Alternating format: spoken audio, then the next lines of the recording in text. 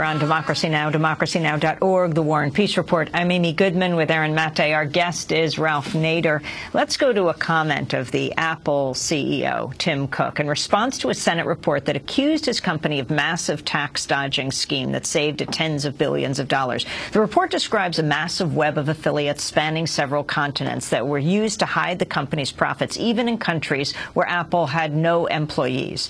Overall, Apple avoided paying U.S. taxes on $44 billion over a 3-year period. This is Apple CEO Tim Cook speaking before the Senate hearing last month. Apple has become the largest corporate income taxpayer in America. Last year, our U.S. federal cash effective tax rate was 30.5%, and we paid nearly $6 billion in cash to the U.S. Treasury. That's more than $16 million each day. And we expect to pay even more this year. That was Apple CEO Tim Cook. Ralph Nader, your response. It's very simple. Apple's parked a huge percentage of its profits in tax havens abroad.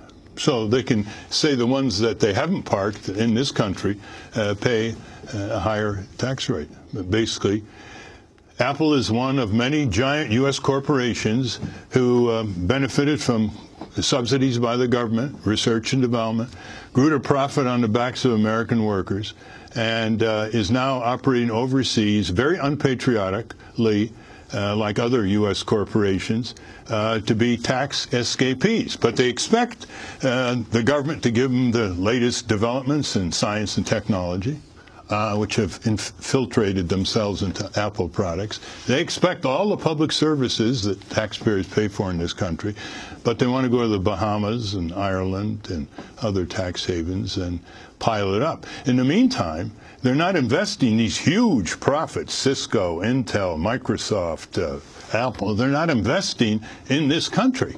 So you have this amazing situation where you have a recession, you have very high unemployment, you have high underemployment, and you've got huge capital reserves piling up, not being taxed, to be put back into building our public works and repairing America and creating jobs. And you've got, you know, a rump Congress just basically curtsying to all this.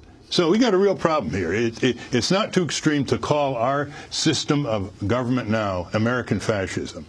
It's the control of government by big business, which Franklin Delano Roosevelt defined in 1938 as fascism. And they control the government and turn the government to their favor: subsidies, handouts, giveaways, deferred prosecutions, non-prosecutions, and against the American people. And minimum wage is just one. You have full Medicare for all, which a majority of doctors and the American people want, with free choice of doctor and hospital.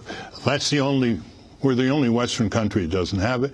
800 Americans a week die because they cannot afford diagnosis and treatment for their ailments. That's 800 Americans a week, 45,000 a year. Who says so? A study peer-reviewed out of Harvard Medical School.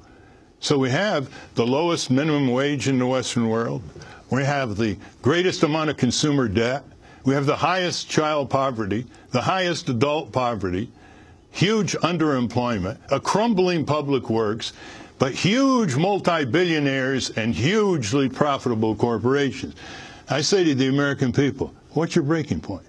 When are you going to stop making excuses for yourself? When are you going to stop exaggerating these powers when you know you have the power in this country if you organize it? That's why I want people to go to timeforaraise.org, get the summons, fill out the names, and get the Congress people and the senators back in August. Ralph, what do you think the U.S. government should do, President Obama, the Federal Reserve, to take on high unemployment? Public works is obviously the best. I mean, we have trillions of dollars, according to the American Society of Civil Engineers. It's not just bridges and highways. It's sewage and water systems. It's public buildings. It's dams. It's ports. It's community clinics. It's libraries. The country is running down. And when I say big corporations are running the U.S. into the ground, that's part of the dismal picture. Now, that creates jobs that are good paying, they're decentralized in every community, and you can't export them to China. So that's what the government should do.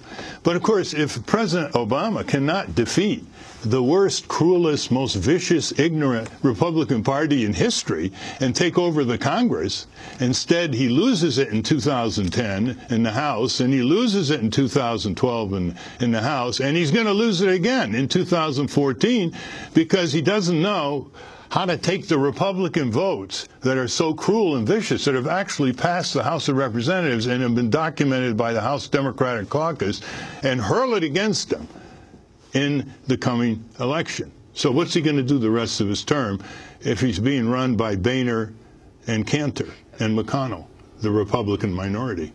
Ralph Nader, you wrote an open letter to President Obama asking him to explain by what authority he's empowered to imprison prisoners indefinitely at Guantanamo Bay and kill people abroad with drone warfare. Yeah, it's really quite clear. President Obama is a recidivist violator, systematically, day after day, of Constitution, of our statutes, and our international treaties.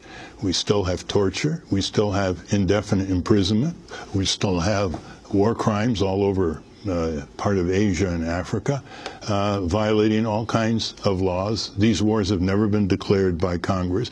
We have indefinite imprisonment. They use the word detainee. Don't you like that word, detainee? You know, you're in Guantanamo for 9 years. You're still a detainee instead of a prisoner. And the press uses their language, too. So we sent him a letter with Bruce Fein, who now has started a group called the National Commission on the Misuse of Intelligence to Justify War. Lies, in other words, cover-ups. These are the people who should be on trial, not Bradley Manning. The people who lied in official Washington, Bush and Cheney and Wolfowitz, who lied and caused the death of thousands of American soldiers and hundreds of thousands of American injuries. Those are the people who should be on trial. So this letter goes right to the core. Every time Obama tries to say he's doing this and that, he should give the constitutional, statutory, or treaty authority. And the press has not been holding his feet to the fire, or his representatives. They should always ask, by what authority are you doing this, Mr. President, and by what evidence? By what authority and by what evidence? Finally, in the last 10 seconds, we have Frank Lautenberg, the longtime senator from New Jersey, just died. Your thoughts? Well, he has a marvelous record. You pointed out his record in environment and consumer. It's going to be a real loss.